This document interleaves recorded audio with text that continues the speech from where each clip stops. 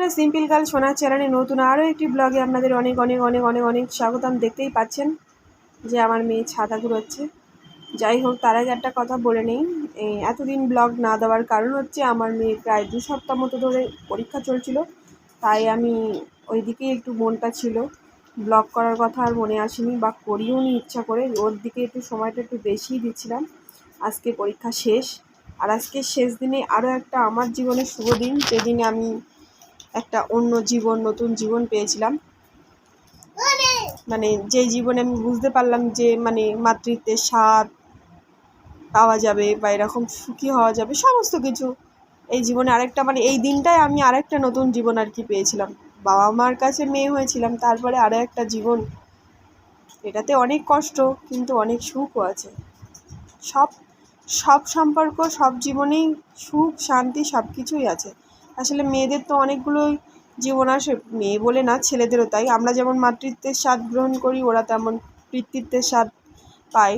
ওরা যেমন ছেলে থেকে একজন মানে কর্তব্যবান পুরুষ, মানে বিয়ের পরে একটা কর্তব্যবান হয়ে যায়, তাদের কত কর্তব্য থাকে যে বাচ্চার জন্য এটা করতে হবে, আমার ওয়াইফের জন্য এটা করতে হবে। আমাদেরও তেমন, যে সংসারের জন্য এটা করতে হবে, আমার স্বামীর জন্য এটা করতে হবে, আমার বাচ্চার জন্য, সবারই। যে আমাদের একরকম জীবন, ওদের একরকম জীবন মোটেই না। ওরাও ব্যাচেলার থেকে একরকমভাবে আসে, ওদেরও একটা মাথায় চাপ থাকে, কাজের পরিমাণ বাড়াতে চায় অনেকে, যে আরেকটু কাজ করলে আরেকটু টাকা পয়সা ইনকাম হলে আরেকটু আমার জিনিস প্রয়োজনীয় লাগবে। আমরা নিজেরা যেমন আইবুড়ো বেলায়, মানে আমাদের বিয়ে যখন হয়নি মেয়েরা, তখন বাবা মার খেতাম দিতাম, পড়াশুনো করতাম, ঘুরতাম, কোনো চাপ ছিল না। ওরাও তেমন, ওরাও খেত দিত, যেটুখানি কাজ করার করতো, ওদের মাথায়ও কোনো চাপ ছিল না। তেমনই ঠিক আমরাও বিয়ের পরে যেমন সংসারের কাজ কর্ম এটা সেটা, আমাদের মাথায় একটা চাপ আসে যে সকালে ঘুম থেকে উঠতে হবে, এটা করতে হবে, সেটা করতে হবে, আমার স্বামী এটা করবে, শাশুড়ি এটা করবে, শ্বশুর এটা করবে। সেম ওদেরও তাই। ওদের ক্ষেত্রেও হয় আমার বউর জন্য এটা করতে হবে, আমার শ্বশুরবাড়ি গেলে এটা নিয়ে যেতে হবে। অনেক রকমই চাপ থাকে, সেটা আর বললাম না। আরও অনেক রকমই চাপ থাকে, সবারই একই রকম। যাই হোক, আমরা দুজন মানে আজকের দিনে একটা নতুন জীবন পেয়েছিলাম। মানে আজকের দিন আমাদের বার্ষিক। বাংলায় হচ্ছে বৈশাখ মাসের 14 তারিখ, আর ইংলিশতে এপ্রিল মাসের 28 তারিখ। এটাই আমাদের বিবাহবার্ষিক। যাই হোক, আজকে এই যা গরম, আর আজকেই তাপপ্রবাহ আরও বেড়ে গেছে, কারণ প্রচণ্ড বলছে আজকে প্রায় 42, 43, 44, 45 পর্যন্তও চলে যেতে পারে। তাই আজকে কোনো জায়গায় বেরোনোর কোনো ইচ্ছা নেই, এখন আসলে দেখা যাক। আর তারপরে আজকে শনিবার পড়েছে, আর আমরা প্রথম থেকে বিবাহবার্ষিকটা বাংলা হিসাবেই পালন করি, মানে বাংলার বা ডেট অনুযায়ী আর কি পালন করি। কেক আনি, যেটুকুনি করি। পায়েস আগে করতাম, এখন আর করি না, কারণ ভালো লাগে না, যেহেতু কেক কাটি সেহেতু। আর পায়েস আমরা দুজনের মধ্যে কেউই ভালোবাসি না, আমি না ও, তাই জন্য পায়েসটা আর হয় না। ওই জন্য মেয়ের জন্মদিনের দিনই পায়েস হয়, আর ওর মেয়ের জন্মদিনে হয়, আমার জন্মদিনে হয়, ওর পাপার জন্মদিনে হয়। এই বার্থডেতে আমরা পায়েস করি, আর এই বিবাহবার্ষিকীতে আমরা পায়েস করি না। আমরা এই দিন একটু কেক টেক এনে সেলিব্রেশন করি। যাই হোক, ভেবেছিলাম ঠান্ডা একটু বৃষ্টি হলে, হালকা ওয়েদার থাকলে আমরা হয়তো একটু কোথাও ঘুরতে যাব, কিন্তু সেটা আর হলো না। যাই হোক, না হোক, বাড়ি বসে এই ঠান্ডায়, মানে বাড়িতে শান্তিতে বসে থাকা, আর ওই বাইরে গিয়ে একটু এনজয় করার জন্য এই গরমে দগ্ধে মরার থেকে এই বাড়ি বসে চুপ করে থাকাটাই বেটার আমার মনে হয়। বারবার ছাতাটাকে খুলছে, আর দেখুন বারবার করছে। আসলে আজকে যেটা বলেই অনেকটা কথা বলে ফেললাম। যাই হোক, স্কিপ করবেন না, ভিডিওটা দেখবেন, আমার কথাগুলো শুনবেন, অবশ্যই ভালো লাগবে আশা করি। আর ভালো না লাগলে যদি কোনো প্রশ্ন থাকে কমেন্ট করবেন। যাই হোক, অনেকগুলো দিন ব্লগ দেইনি, হয়তো আমার একটু আপনাদের বিরক্ত হয়ে গেছেন, হয়তো আমার ব্লগটা আপনারা দেরিতে দেখবেন। যাই হোক, যেটা বলি, এই ছাতাটা বের করানো হয়েছে কারণ আজকে বিবাহবার্ষিক, পায়েস করি। আর আজকের দিনে কোনো কিছু অনুষ্ঠান হোক চাই না হোক, আমাদের মধ্যে কোনো জায়গায় ঘুরতে যাই আমরা না যাই, কিন্তু একটু তো এই দিনে আমরা দুজনের সাথে একসাথে হয়েছিলাম।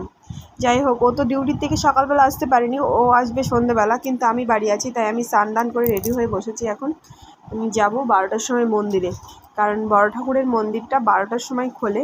ওখানে মা মহাদেব, মা কালী, আর জানেন আমার সাথে আপনারাও ব্লগে অনেকবারই গেছেন ওই মন্দিরে। ওইখানেই যাব একটু পুজো দিতে। আজকের দিনটা আমার জীবনে একটা নতুন জীবন শুরু হয়েছিল। তাই জন্য আমি প্রত্যেকবার এই দিন, আমার জন্মদিন, ওর জন্মদিন, আমার মেয়ের জন্মদিন বা কোনো ভালো কাজে যাওয়ার আগে বা আমি একটু মন্দিরে পুজো দিই, মনে হয় যেন একটু শান্তি হয়, মনে হয় যেন আমরা যেটুকুনি খাচ্ছি তার আগে আমি ঠাকুরকে কিছু দিয়ে আসি, এরকম একটু মনে হয়। তাই ভাবলাম যে রোদ হোক গরম হোক ওকে একটা ছাতা দিয়ে, আর এখান থেকে একটুখানি 5 সেকেন্ডও লাগবে না, হেঁটেই চলে যাব। আমি আরও দুজনা মিলে ছাতা মাথায় দিয়ে মন্দিরটা আর কি একটু ভোগ দিয়ে আসবো, পুজো দিয়ে আসবো। তাই ওর জন্য ওই ছাতাটা বের করেছি যে তুই ছাতাটা নিয়ে যাবি আর আমি আলাদা ছাতা নেবো, যেহেতু আমি অনেকটা লম্বা আর অনেকটা ছোট, একটা ছোট্ট ছাতায় রোদ ঠিকমতো হয় না, যে তুই ছাতা নে আমি ছাতা নেবো, তাই জন্যে বের করেছি। আর ও দেখুন সেটা নিয়ে খেলতে আরম্ভ করছে।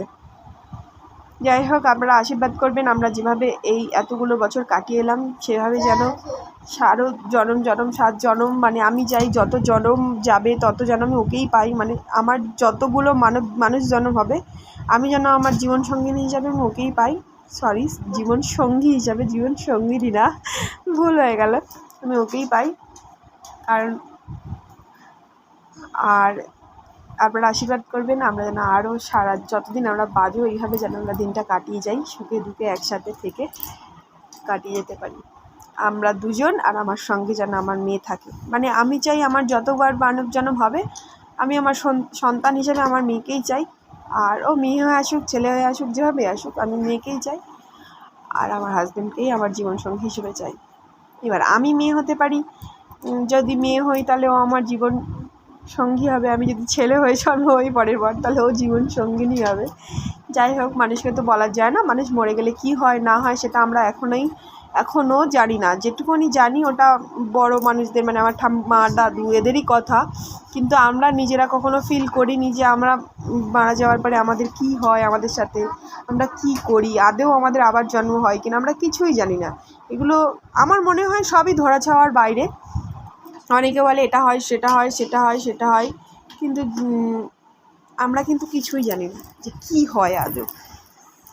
যাই হোক, আমরা যদি কোথাও যাই আপনাদের নিশ্চয়ই ব্লগে নিয়ে যাব, আর কি করছি না করছি আপনারা দেখবেন। ভালো লাগলে কমেন্ট করবেন, শেয়ার করবেন, আর ভিডিওটা স্কিপ করবেন না, পুরোটা দেখবেন। আর এখনও ভিডিওটা শেষ হয়নি, আমি আশা করি কিছু করি, আচ্ছাই না করি, কেক তো কাটবো, সেটা তো আপনাদের দেখাতেই হবে, সেটা দেখিয়েই তাই আমি আজকের ভিডিওটা শেষ করব। যাই হোক, অনেকগুলো দিন ভিডিও না দেওয়ার জন্য অনেক অনেক অনেক সরি। আপনারা দেখতে থাকুন, সঙ্গে থাকুন। যেহেতু আজকে শনিবার তাই মা বাবার দুজন মন্দিরে চলে এলাম আজকে একটু পুজো দিতে, যেহেতু আজকের দিনে আমরা একসাথে দুজনের নতুন জীবন শুরু করেছিলাম, তাই ভাবলাম আজকে আবার একটু নাই ঠাকুরের কাছে গেলাম। ও তো বাড়ি নেই, ডিউটি থেকে এসেই ভাত খাচ্ছি, সন্ধে হয়ে গেছে। তা কোথায় যাব, একটুখানি হাসপাতালে গেলাম, বললো চলো কি নেবে চলো। প্রথমে ফুচকা খেলাম, তারপরে আইসক্রিম খেলাম, তারপরে এই যে ছোট্ট একটা আজকে খুব কম দামে, কিছুদিন আগেই তো বার্থডে গিফট দিয়েছি স্কুটি, তাই এখন আর বেশি দামে কিছু নিলাম না। মেয়ের জন্য একটা নূপুর আর আমার জন্য এই যে কালো কার নিলাম। তারপরে আরেকটা কেক নিয়েছিলাম। রাতে এসে আমরা দুজনে মিলে কেকটা কাটলাম, সেলিব্রেশন করলাম, আর এইভাবে আজকে আমাদের বিবাহবার্ষিকটা শেষ করলাম। আপনারা ভালো থাকবেন, সুস্থ থাকবেন, সাবধানে থাকবেন। চলে আসবো খুব তাড়াতাড়ি নতুন একটি ব্লগ নিয়ে। আজকের মতো টাটা।